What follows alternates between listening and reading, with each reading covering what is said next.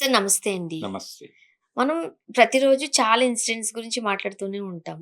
అయితే వీటితో పాటుగా సెలబ్రిటీస్ ఎవరైతే ఉన్నారో వాళ్ళు కూడా రకరకాలుగా ఇబ్బందులు పడుతున్న సందర్భాలు కూడా మనం చూస్తూనే ఉన్నాం. దాన్ని కొంతమంది పాజిటివ్‌గా అనొచ్చు. మరి కొంతమంది దానిని నెగెటివ్‌గా కూడా తీసుకోవచ్చు. ప్రస్తుతానికి అనసూయ గారు, విష్ణుప్రియ గారి మీద జరుగుతున్న ట్రోల్స్ అంతా ఇంతగా లేవు. వాళ్ళ పనేదో వాళ్ళు చేసుకుంటున్నారు. వాళ్ళు ఏ దారిలో నడుస్తున్నారన్నది అది వాళ్ళ ఇష్టం. అది గుడ్డా, బ్యాడ్ అని డిసైడ్ చేయడానికి మనకెవరికీ రైట్ లేదు. కాకపోతే ఏదో రకంగా వాళ్ళని ఇబ్బంది పెట్టడం మాత్రం మనం చూస్తున్నాం. సో, ఇద్దరు కేసులు పెట్టారు. ఒకరు డైరెక్ట్‌గా పోలీస్ స్టేషన్‌లో కేస్ పెట్టారు. ఒకరు ఆన్‌లైన్‌లో పెట్టారు. ఫస్ట్ ఏంటంటారు? ఎందుకు కాస్త ఫేమ్ వస్తున్న సెలబ్రిటీస్‌ని టార్గెట్ చేస్తున్నారు? అంటే ఫేమ్ వస్తున్న గాదు. వీళ్ళు ఆల్రెడీ ప్రపంచానికి బాగా తెలిసినటువంటి సెలబ్రిటీసే. హ్మ్. వీళ్ళంటే పర్సనల్ బిహేవియర్‌కి సంబంధించి, వీళ్ళ వస్త్రధారణకు సంబంధించి రకరకాల ఏరియాల్లో వీళ్ళని టార్గెట్ చేసి దాడి చేయటం అనేది కొంతమంది వాంటెడ్‌గానే చేస్తున్నారు. హ్మ్. అంటే సాంప్రదాయాన్ని నిలబెడుతున్నామనే పేరుతో కూడా అంటే తమని తాము సాంప్రదాయవాదులుగా ప్రమోట్ చేసుకోవటము. దాంతో పాటు కొన్ని రాజకీయ ప్రయోజనాలున్నాయి వాళ్ళకి. ఎవరికి? వీళ్ళని టార్గెట్ చేస్తున్న వాళ్ళకి. ఓకే. ఆ రాజకీయ ప్రయోజనాల రీత్యా వీళ్ళని టార్గెట్ చేయటం ద్వారా మేము గొప్పోళ్ళం. అంటే అవతలోడిని తిట్టడం ద్వారా వీడు గొప్పోడుగా ప్రొజెక్ట్ అవ్వటం. అసలు వీళ్ళకి రాజకీయాలతో సంబంధం వీళ్ళకి లేదు కదా! సంబంధం లేదు. ఇప్పుడు ఆవిడ కొన్ని అభిప్రాయాలు వ్యక్తం చేస్తూ ఉంటారు అనసూయ గారు. హ్మ్. ఆ వ్యక్తం చేసినటువంటి అభిప్రాయాలు అవి ఏదన్నా బోల్డ్‌గా ఉన్నాయనుకోండి సపోజ్. అవి సాంప్రదాయేతర భావజాలం కింద ఎవడో మాట్లాడతాడు. హ్మ్. మాట్లాడి ఇలాంటి అభిప్రాయాలు ఉన్నటువంటి వాళ్ళు సమాజంలో ఉన్నారు అని చెప్పి చాలా అగ్రెసివ్‌గా మాట్లాడటం ద్వారా ఇంకెవరినో ఆకట్టుకుంటాడాయన. ఈవిడ్ని తిట్టటం ద్వారా ఇంకెవరినో ఆకట్టుకుంటాడు. ఆ తిట్టే క్రమంలో వీళ్ళు వాడే భాష, వీళ్ళు టార్గెట్ చేసిన ఏరియా ఇవన్నీ కూడా అవతల వాడిని ఎవరినో ఆకర్షిస్తాయి. అక్కడేదో ప్రయోజనం పొందాలనుకుంటున్నారు. హ్మ్. ఎవరిని ఆకట్టుకుంటాయి? సనాతన ధర్మము మరొకటో మాట్లాడే ఏరియా అంటే ఖచ్చితంగా ఇది సంఘ్ పరివార్‌ని సంతృప్తి పరచటం. ఓకే. సంఘ్ పరివార్‌ని సంతృప్తి పరచడం అంటే భారతీయ జనతా పార్టీలో బ ఏదన్నా స్థానం కోరుకుంటున్నారా? భారతీయ జనతా పార్టీ నుంచి ఏదైనా ఫైనాన్షియల్ హెల్ప్ కోరుకుంటున్నారో మరొకటో అయ్యుండొచ్చు. కాబట్టి వీళ్ళకి గోల్స్ ఉన్నాయి. ఊరికనే టార్గెట్ చేయట్లేదు వీళ్ళని. హ్మ్. వీళ్ళు కొంచెం బోల్డ్‌గా మాట్లాడతారు. కాబట్టి ఇది ఈ దేశంలో ఉన్న మెజారిటీ మతానుయాయులని రెచ్చగొట్టడానికి ఇది వాడుకోవచ్చు. వాళ్ళకి ఆ ఉద్దేశ్యం ఉండదు. వాళ్ళే జనరల్‌గా ఏదో మాట్లాడతారు. ఆ మాట్లాడిన దాన్ని పట్టుకొచ్చి ఒక కొత్త ఏరియాలో ఫిట్ చేసి వక్రీకరించు, ఓడించు అని ఓ పద్ధతుంది హ్మ్. తర్కశాస్త్రంలో. అలా వాళ్ళు చెప్పినటువంటి మాటల్ని వక్రీకరించి వాళ్ళని ఓడించి, ఇంకెవరినో గెలుచుకొని వ్యక్తిగత ప్రయోజనాలు పొందటం కోసం తాపత్రయపడుతున్న బ్యాచ్ చాలా ఉందిప్పుడు. అంటే చాలా యూట్యూబ్ ఛానెల్స్ కూడా అదే పని చేస్తున్నాయి. ఎవరో ఏదో సందర్భంలో మాట్లాడిన మాటలు పట్టుకొచ్చి అక్కడ పెట్టి దాని మీద విపరీతంగా చర్చ జరిపి మనం రీసెంట్‌గా చూసాం. అంటే వాళ్ళు సెన్సేషనల్ చేయటం కోసం కూడా కొన్ని పట్టుకుని పాకులాడుతున్నారు. ఒక ఛానెల్‌లో విచిత్రంగా సంక్రాంతి అనేది కమ్మవారి పండగ అనే దాని మీద ఒక గొడవ చేసేసి అవును. సమాజంలో అందరినీ గందరగోళ పరిచేశారు. ఇలా అన్‌వాంటెడ్ ఏరియాలకు వెళ్ళి అంటే మొన్న భగీరథ విషయంలో కూడా భగీరథ విషయంలో అక్కడ ఏం జరిగింది అనేది కోర్టులు, పోలీసులు చూసుకుంటారని ఎవరు ఊరుకోల. ఆ అబ్బాయి తప్పు చేసి ఉండడండి. అసలు ఆడపిల్లలే ఇలా తయారైపోయారు. అసలు ఆడపిల్లలు ఇలా ఉండేవారా ఇదివరకు? హ్మ్. వాళ్ళ నోరు అంటే ఆహ్, నవ్వు పెదవి దాటకూడదు, కాలు గడప దాటకూడదు అని కదా మన టెక్స్ట్ బుక్‌లో ఉంది. తల దంచుకుని ఎళ్ళాలి. తల దించుకుని రావాలి. వాళ్ళలా లేరిప్పుడు. అలా లేకపోవడం వల్లనే ఇవన్నీ జరుగుతున్నాయి. తిరిగి అలా ఉండమనండి ఇలాంటివి జరుగుతాయేమో చూస్తాం అవును. అని రెచ్చిపోయి మాట్లాడిన ఛానెల్స్ చాలా చూసాం మనం. వీళ్ళ వాళ్ళు, వాళ్ళు మెన్షన్ చేశారు కూడా. అవును. యాంకర్‌లుగా ఉన్న వాళ్ళే మమ్మల్ని ఇంకా గట్టిగా అవును. ఇబ్బంది పెడుతున్నారు. అవును. ఏఐ జనరేటెడ్ ఇమేజెస్ వాడుతున్నారు. ఫేసులు పెడుతున్నారు. అవును. అంటే అభ్యంతరం వ్యక్తం చేశారు. డెఫినెట్‌గా. అంటే వీళ్ళు చేస్తున్న ఆర్గ్యుమెంట్‌కి సపోర్ట్‌గా వీళ్ళ మీద ఆల్రెడీ సమాజంలో విషం జల్లేసారు వాళ్ళు. హ్మ్.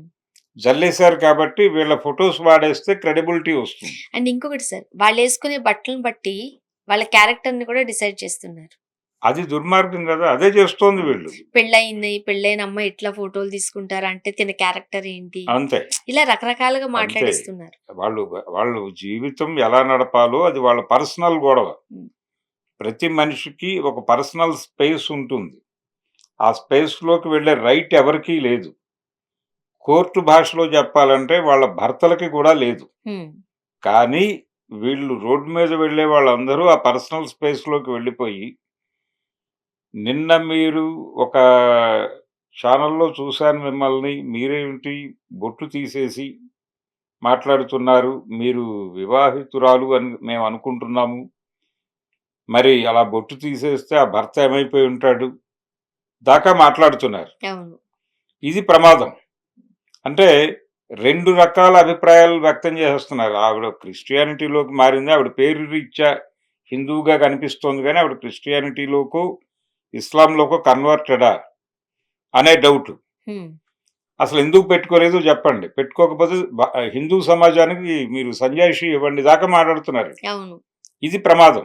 కొంతమంది గెస్టులు కేవలం హిందూ సాంప్రదాయాల గురించి, సనాతన ధర్మాల గురించి పెద్ద పెద్దగా స్పీచ్‌లిచ్చేవాళ్ళు తాళిబొట్టు లేకుండా అక్కడ కూర్చొని మాట్లాడే కొంతమందిని గెస్ట్‌ని చూసామంటూ కూడా యూట్యూబ్‌లో వైరల్ చేశారు వీడియోస్. వైరల్ చేస్తారు. వాళ్ళు తాళిబొట్టేసుకోరు. వాళ్ళు సాంప్రదాయాల కోసం అసలు సాంప్రదాయం గురించి మీరెందుకు రోడ్డు మీద పడి గొడవ చేయాలి? అది హ్మ్. వాళ్ళ పర్సనల్ అఫైరు. వాళ్ళు పట్టించుకుంటే పట్టించుకుంటారు. పట్టించుకోకపోతే పట్టించుకోరు. మీకెందుకు తాపత్రయం? హ్మ్. మీరెందుకు ఇంపోజ్ చేయాలని చూస్తున్నారు? ఇంపోజ్ చేయటం అనేది వ్యక్తిగతమైనటువంటి స్వేచ్ఛకి భంగకరం అని మీకు ఎందుకు అనిపించటం లేదు? వాళ్ళ పర్సనల్ రీజన్స్ 100 ఉంటాయి. అందుకని వాళ్ళు బొట్టు పెట్టుకోరు. లేకపోతే బయటకొచ్చేటప్పుడు ఇతర ఆభరణాలతో కనిపించరు. దానివల్ల మీకొచ్చిన ఇబ్బందేమిటి? మీకు పర్సనల్ లెవెల్‌లో వాళ్ళేదో మీకు రోజువారీ నష్టం చేస్తున్న వాళ్ళు చాలామందున్నారు. మీ ఎమ్మెల్యే గారు మీకు హామీ ఇచ్చిన పనులు చేయడు. అతనితో మాట్లాడండి. హ్మ్. మీ వార్డ్‌లో ఉన్నటువంటి అధికారులు మీ వార్డ్‌లో ఉన్న చెత్త తీసేయటానికి ఉత్సాహం చూపించరు. ఆళ్ళతో దెబ్బలాడండి.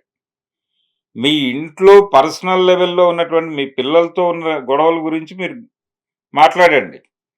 వాళ్ళతో సయోధ్య పెట్టుకోవడానికి ట్రై చేయండి. మీ ఇంట్లో ఉన్న వాళ్ళతో మీ రిలేషన్‌షిప్ ఏంటో చూసుకోండి. అది జడ్జ్ చేసుకొని అది ప్రాపర్‌గా ఉండేలా చూసుకోండి. ఊళ్ళో సమస్యలు మీకెందుకు? పక్క వాళ్ళ జీవితాల్లోకి తొంగి చూడాలనే తాపత్రయం ఎందుకు? తొంగి చూసి అక్కడ జడ్జిమెంట్లు పాస్ చేసే రైట్ ఎవరిచ్చారు ఈళ్ళకి? హ్మ్. అందుకని ప్రతిదీ వాంటెడ్‌గా అసల సమాజానికి ఏమాత్రము ఇబ్బంది లేని వ్యవహారం. మొన్న ఆయన ఎందుకు మాట్లాడాడు బొట్టు లేని మహిళలు అని? రఘురామకృష్ణరాజు. అవును. ఎవరినో అట్రాక్ట్ చేయటానికి వాడాడు ఆ పదం. హిందువుల్ని, హిందూ మతోన్మాదుల్ని అట్రాక్ట్ చేయడం కోసం ఆ పదం వాడాడు. వీళ్ళు గూడా అంతే. హ్మ్. వీళ్ళు కూడా వాళ్ళని ఆకట్టుకుని, వాళ్ళ దగ్గర నుంచి ఏదో లబ్ధి పొందటానికి పడుతున్న వాళ్ళు తాపత్రయం. డైరెక్ట్ పాలిటిక్స్ చేస్తుంటుంటే వీళ్ళు ఇండైరెక్ట్ పాలిటిక్స్ చేస్తున్నారు. ఇండైరెక్ట్ పాలిటిక్స్ చేస్తూ ఏదో ప్రయోజనం పొందాలి. ప్రయోజనం అక్కడి నుంచి పొందాలి. వీళ్ళకేదో కావాలి. అంటే వీళ్ళ ఛానల్సో, వీళ్ళ దుకాణాలో నడవటానికి కావలసిన పెట్రోలు వాళ్ళు పొయ్యాలి వీళ్ళకి. పొయ్యటం కోసం వీళ్ళు ఎవరిని పడితే వాళ్ళని పట్టుకొని రోడ్డు మీద పెట్టి చావగొట్టేస్తారు. హ్మ్. క్యారెక్టర్ అసాసినేషన్ చేస్తారు. వాళ్ళ గురించి ఉన్నవి, లేనివి రకరకాల ప్రచారాలు చేసేస్తూ ఉంటారు. ఇది దుర్మార్గం. ఇది జరుగుతోంది వాంటెడ్‌గానే. సరే. అందుకని వాళ్ళు స్టేషన్‌కెళ్ళి కేసులు పెట్టటంతో సమస్య పరిష్కారం కాదు. యువతలోళ్ళు ఆ కేసుల్ని ఎలా మసిపూసి మారేడుకాయ చేయాలో వాళ్ళకి స్పష్టంగా తెలుసు. తెలుసు. కనుక బిగ్గర్ వేలో వెళ్ళాలి. బయట ఇలాంటి వాళ్ళని కలుపుకుంటూ, ఇలాంటి ఎవరైతే మాట్లాడుతున్నారో వాళ్ళ ఆఫీసుల ముందుకెళ్ళి గొడవ చేయటమే బెటర్. హ్మ్. సీరియస్‌గా ఇంకొకసారి ఈ వార్త టెలికాస్ట్ అయితే ఇలా ఈ పద్ధతిలో మీరు మాట్లాడితే సమాచారాన్ని ప్రపంచానికి ఇవ్వదలుచుకుంటే మేం టాలరేట్ చెయ్యము. లేకపోతే ఇలాంటి అభిప్రాయాలు మీరు మాట్లాడుతూ ఉంటే, ఇలాంటి అభిప్రాయాలు స్ప్రెడ్ చేయడానికి మీరు ట్రై చేస్తే మేము టాలరేట్ చెయ్యము అనేది హ్మ్. వాళ్ళకి పర్సనల్ లెవెల్‌లో అర్థమయ్యేటట్టు చెప్పాలి. చూద్దాం sir. Thank you so much. Thank you.